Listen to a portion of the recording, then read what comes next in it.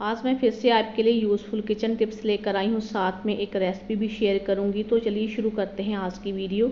शुरू करने से पहले प्लीज़ हमारे चैनल को सब्सक्राइब कीजिए। आज आपके लिए बहुत मज़ेदार रेसिपी लेकर आई हूँ, जिसे केवल 2 से 3 चीज़ों से आप बना के तैयार कर सकते हैं। बच्चों के साथ साथ ही आपकी भी फेवरेट हो जाएगी। तो इस रेसिपी को बनाने के लिए मैंने यहाँ पे 2 बनाना का इस्तेमाल किया है। अगर आप ज़्यादा क्वांटिटी में बना रहे हैं तो बनाना ज़्यादा भी ले सकते हैं। तो इसके छोटे टुकड़े करेंगे और इसे बोल में डालते जाएंगे। टुकड़े किए हुए बनाना हम मिक्सी के जार में डाल देंगे। प्लीज़ साथ के साथ चैनल को जरूर सब्सक्राइब करते जाएं। सारा बनाना डालने के बाद यहाँ पे जो हमने चॉकलेट ली हुई थी वो मैं 1 चॉकलेट डाल देती हूँ। 10 रुपीज़ वाला पैकेट है। अगर आप ज़्यादा बना रहे हैं तो ज़्यादा भी इसकी क्वांटिटी रख सकते हैं। 1/4 चम्मच यहाँ पे मैं डाल दूँगी कोकोआ पाउडर। ज़्यादा नहीं डालना है। 2 चम्मच मैं चीनी डाल देती हूँ। तो अब इसे हम ब्लेंड करेंगे। थोड़ा सा दूध डालने के बाद मैं यहाँ पे 1 टेबलस्पून दूध डाल रही हूँ। आप चाहे तो थोड़ी सी मलाई का भी इस्तेमाल कर सकते हैं, मलाई वाला दूध भी ले सकते हैं। तो इसे ब्लेंड करने के बाद मैं आपको दिखाती हूँ। तो यहाँ पे देखिए सारी चीज़ें अच्छे तरीके से ब्लेंड हो गई हैं। अब ले लेते हैं यहाँ पे हम एक बॉक्स। तो मैंने यहाँ पे एक केक टिन लिया है, तो इसमें डाल देती हूँ। अगर आपके पास कोई स्टील का या फिर कोई प्लास्टिक का बॉक्स है, एयर टाइट कंटेनर है, उसमें भी आप इसे डाल सकते हैं। तो मैंने इसमें डाल दिया है केक टिन में। तो अब इसे हम एक एल्युमिनियम फाइल से कवर कर देंगे अच्छे तरीके से। थोड़ा सा टैप करने के बाद अब इसे हम फ्रीज़र में रखेंगे 4 से 5 घंटे के लिए, या फिर आप इसे ओवरनाइट भी रख सकते हैं। जब ये अच्छे से सेट हो जाएगी जम के, तो फिर मैं आपको दिखाती हूँ कि ये कितनी टेस्टी और मज़ेदार बनी है। तो लीजिए मैंने इसे फ्रिज से निकाल लिया है 5 से 6 घंटे के बाद। तो इसका कवर हटा देते हैं। तो यहाँ पर हम देख लेते हैं कितनी अच्छी हमारी ये बनाना आइसक्रीम बनके तैयार हो चुकी है। बच्चों को बहुत पसंद आएगी, बच्चों के साथ साथ आपको भी बहुत पसंद आने वाली है। और इसे बनाना कितना आसान है, केवल 2 से 3 मिनट का टाइम भी नहीं लगता है। तो चलिए अब इसे मैं सर्व कर लेती हूँ। आप चाहे तो बिना आइसक्रीम स्कूप के भी इसे सिर्फ प्लेट में डाल के इसे बड़े बड़े पीसेज में कट करके भी सर्व कर सकते हैं, या फिर आइसक्रीम स्कूप ले लें या फिर चम्मच से भी आप इसे सर्व कर सकते हैं। देखा आपने कितने अच्छे तरीके से ही हमारी आइसक्रीम जम के तैयार हो गई है। खाने में बहुत ही टेस्टी, बहुत ही मज़ेदार। सरसों का अगर प्योर तेल आप इस्तेमाल करते हैं तो उसकी काफ़ी हार्श स्मेल होती है और आँखों को भी लगता है। इसकी स्मेल को कम करने के लिए जब भी अगर आप ज़्यादा क्वांटिटी में स्टोर करना चाहते हैं तेल की हार्श स्मेल को ख़त्म करके, तो 2-3 लीटर तेल किसी बर्तन में डाल के हल्का गर्म करें। उसके बाद 1 चम्मच भर के नमक डाल दें और तेल को अच्छे से धुआं उठने तक गर्म करके फिर ठंडा करके डब्बे में डाल के स्टोर कर लें।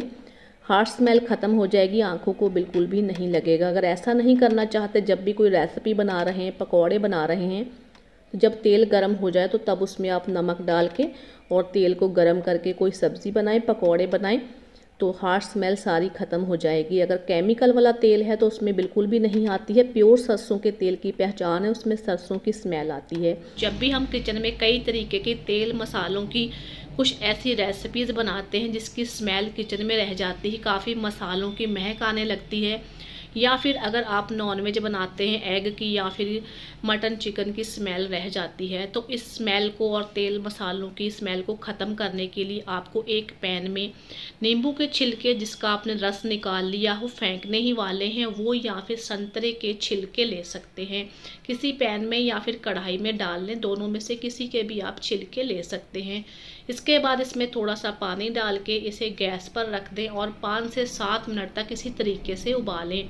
जब ये छिलके पानी के साथ बॉईल होंगे ना, तो आपके किचन से आने वाली तेल मसालों की या फिर किसी भी नॉनवेज की स्मेल पूरी तरीके से ख़त्म हो जाएगी। फिर आप इस पानी और छिलकों को फेंक सकते हैं। अगली टिप है केक में इस्तेमाल होने वाले बटर पेपर को लेकर। इसके लिए आपको यहाँ पे घर पे रखे हुए प्लेन पेपर लेने हैं, जो शायद सभी के घरों में होते ही हैं।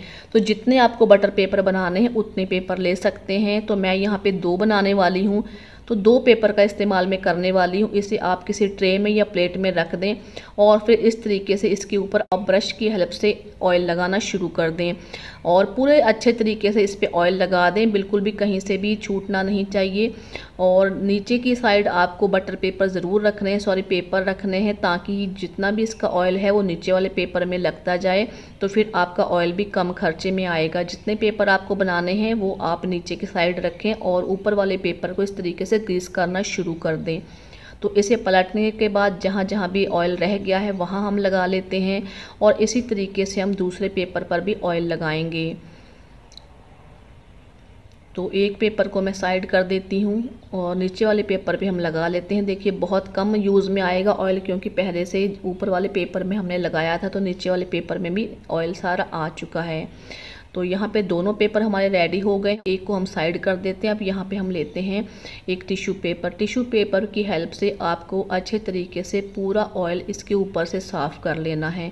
जब तक आपको साफ़ करना है जब तक कि इस पेपर के अंदर ऑयल आना बंद ना हो जाए। 1 मिनट का टाइम लगेगा आपको और पूरा आपका ये जो है पेपर क्लीन हो जाएगा।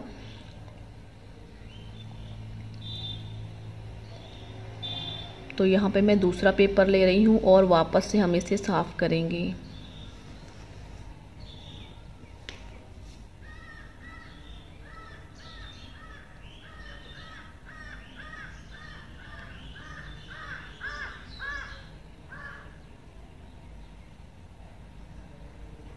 तो अब लास्ट में मैं एक पेपर और लेती हूँ और इसे हम अच्छे से साफ़ कर लेंगे। पूरे तरीके से क्लीन हो गया है, पेपर में बिल्कुल भी ऑयल नहीं आना चाहिए। तो यहाँ पे देखिए आपका जो बटर पेपर है बहुत आसानी से बन के तैयार हो गया है। बिल्कुल लग रहा है ना कि मार्केट के जैसा, आप पहचान ही नहीं पाओगे आपने इसे घर पे बना के तैयार किया है। तो जब भी आपके पास कुकिंग करते समय बटर पेपर ख़त्म हो जाए तो झट से आप इस तरीके से घर पे बटर पेपर बना सकते हैं। अच्छे तरीके से आप इसे पेपर से साफ़ कर लें, ऑयल इसमें बिल्कुल भी नहीं रहना चाहिए। तो इस तरीके से घर पे आसानी से बटर पेपर बना के आप इसी किसी पेपर में लपेट के या फिर आप इसे किसी पॉलीथीन में भी रख सकते हैं। उम्मीद करती हूँ आपको आज की वीडियो ज़रूर पसंद आई होगी। तो प्लीज़ वीडियो को लाइक कीजिए, ज़्यादा से ज़्यादा शेयर भी कीजिए अपनी फैमिली फ्रेंड्स के साथ।